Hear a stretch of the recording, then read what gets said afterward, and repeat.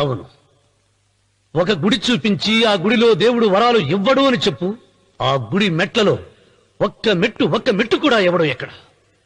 నైవేద్యం పెడతారన్నావు కదూ, ఎందుకో తెలుసా? పెట్టిన క్షీరాన్నాలు, దద్దోజనాలు, పులిహోరాలు మనం మెక్కుతామని తెలిసి, అదే దేవుడు తింటాడని తెలిస్తే శనగ చెక్క, ఒక బెల్లపు ముక్క కూడా పెట్టర్రా.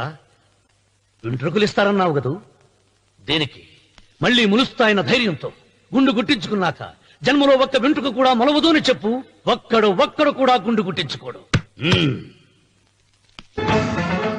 నా దృష్టిలో భగవంతుని పూజించే వాళ్ళు రెండు రకాలు. భయంతో పూజలు చేసేవాళ్ళు, ఆశతో మొక్కేవాళ్ళు. పాపం చేశాం, ఆయనకు దండం పెట్టి చేసిన పాపాన్ని ఏదో ఒక రూపంలో హుండీలో వేసేద్దామనుకునే వాళ్ళు మొదటి రకం. మొక్కితే ఏదో దక్కుతుందని ఆశపడేవాళ్ళు రెండో రకం.